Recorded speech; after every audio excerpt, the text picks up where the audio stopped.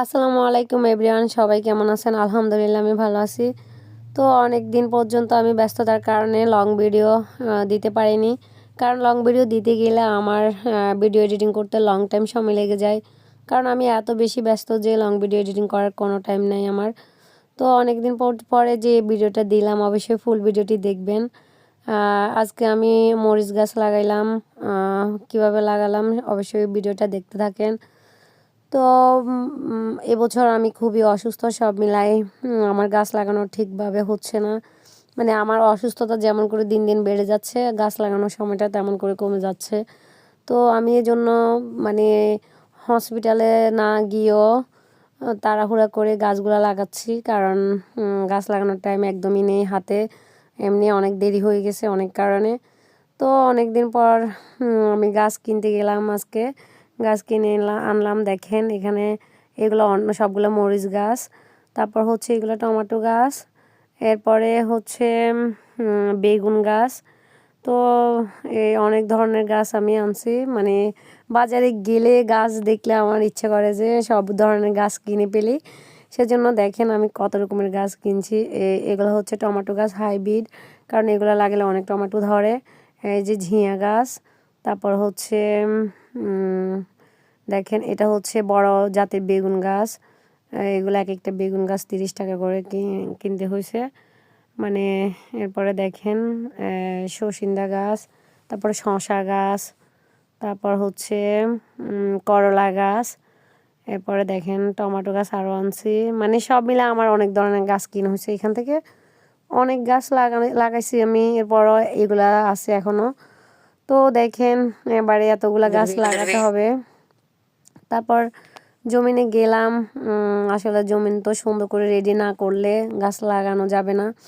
আর জমিনে অনেক যে ঘাসগুলা একদমই সুন্দর করে লাগাইলে পরে অনেক কষ্ট হয় না। তাহলে মানে গাছগুলা সুন্দর করে হয়।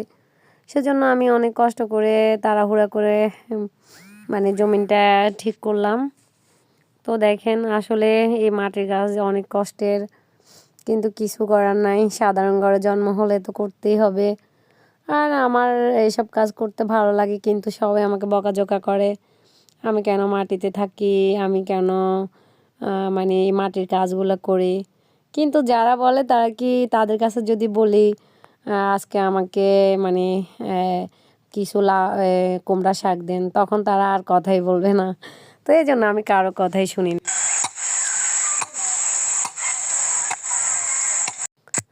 তো মানুষরা তো অনেক কিছুই বলবে, তাদের কথা শুনে কোনো লাভ নেই। এরপরে কষ্ট করে জমিনে কাজগুলো করতেছি। তো আশেপাশের অনেক মানুষ আমাকে অনেক কিছুই বলে, এবং আমি কাজ করার সময় এসে এসে দাঁড়ায় থাকে, কিন্তু কিছুই করি না আমি তাদেরকে। মানে তাদের কোনো কথা কানে দিই না।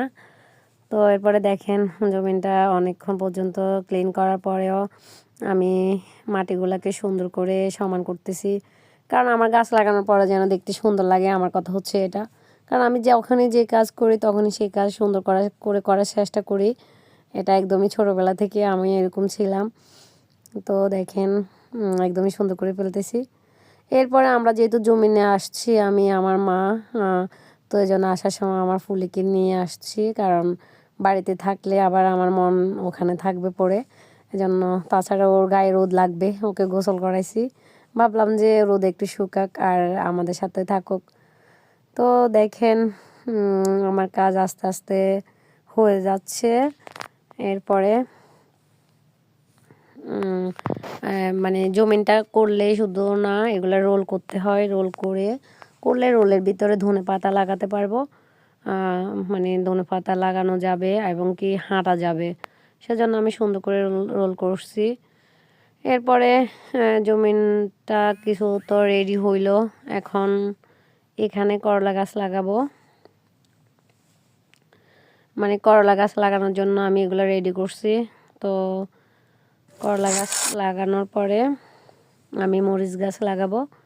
তো গত বছর আমি যে করলা গাছগুলো লাগাইছি, আমার করলা গাছের করলা পুরো গ্রামে সবার কাছে বিক্রি করছি।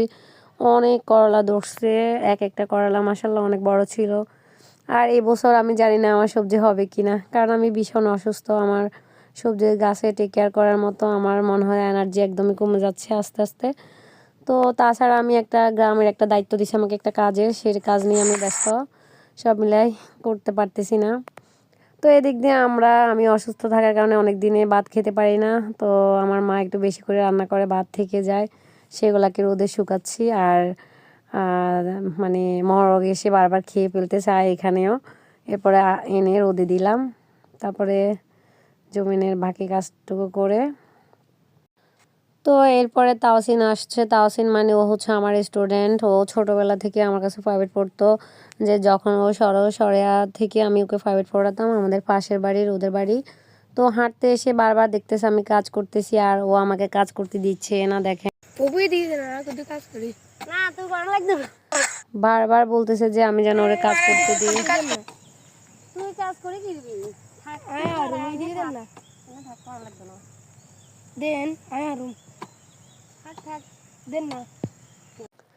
তো দেখেন আজকে আমার মনে হচ্ছে যে আমি ওকে ছোটোবেলা থেকে প্রাইভেট পড়াইছি, সেটা আমার আজকে সার্থক হয়েছে। ও যখন আমি কাজ করতেছি এটা দেখে অনেকবার আমাকে বলতেছে যে ও আমার সাথে একটু কাজ করবে, ও আমাকে একটু হেল্প করবে, আমি যেন ওরে কাজ করতে দিই। আসলে আমি দিতে চাচ্ছি না, কারণ যে ছেলেটাকে আমি ছোটোবেলা থেকে প্রাইভেট পড়াইছি সেই ছোট্ট ছেলেটা কে আমি মানে ওরে দিয়ে কাজ করাবো, এটা কেমন কথা? এগুলো আমার পছন্দ না।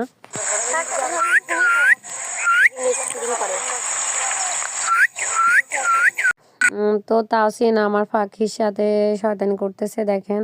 এরপরে আমার জমিনটা রেডি, আমি এখন মরিচ গাছ লাগাবো দেখেন।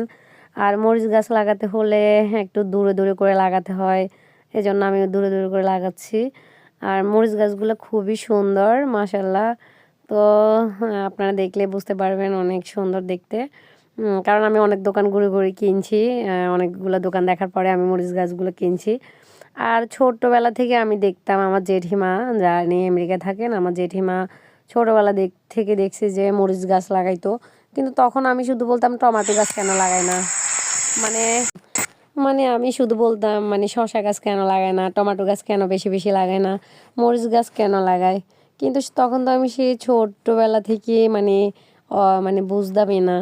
এরপরে এখন তো আমি বুঝে গেছি, সবই বুঝে গেছি, সব কিছু জেনে গেছি। এখন তো আর আমার কোনো ভুল হবে না।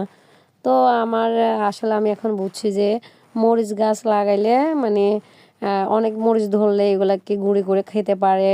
তারপরে মরিচ ছাড়া তো আমি 1 মিনিটও থাকতে পারি না, যে মানে পেঁয়াজ মরিচ করলে মানে সে যে কোনো সময় শাক ভাজি করলে শুকনো মরিচের অনেক প্রয়োজন, মানে এখন আমি বুঝতে পারছি। এই জন্য আমার এবার সর্বপ্রথম জমিনে মরিচ গাছ লাগানো হচ্ছে।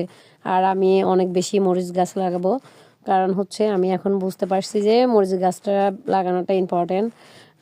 হয়তো আগে আমি বুঝি নাই, সেজন্য টমেটো গাছ লাগাইতাম। কিন্তু টমেটো তো মানে বেশি দিন থাকে না, এটা আমার মাথায় ছিল না।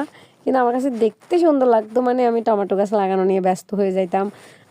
মানে অন্যান্য গাছগুলা যে সবজিগুলো মানে তাড়াতাড়ি খেয়ে ফেলা যায় ওগুলা। কিন্তু এখন তো আমি বুঝে গেছি, এখন আমি মিষ্টি কুমড়া লাগাইতে পছন্দ করি, কারণ হচ্ছে মিষ্টি কুমড়া লং টাইম থাকে। তারপরে হচ্ছে মরিচ গাছ মরিচ লং টাইম থাকবে। তারপর হচ্ছে যে চাল কুমড়া, কুমড়া এগুলা লং টাইম থাকবে, আলু লাগাইলে থাকবে। এখন আমি অনেক কিছু বুঝে গেছি একটু একটু করে, তবে এই সবই বুঝতে আমার অনেক দেরি হয়ে গেছে। আর এই জন্য আমার লাইফটা এখনও অগোছানো রয়ে গেছে। তো সবাই আমার জন্য দোয়া করবেন, আমার সবজির জমিন যেন ভালো হয়, আমি যেন সুস্থ হয়ে যাই তাড়াতাড়ি।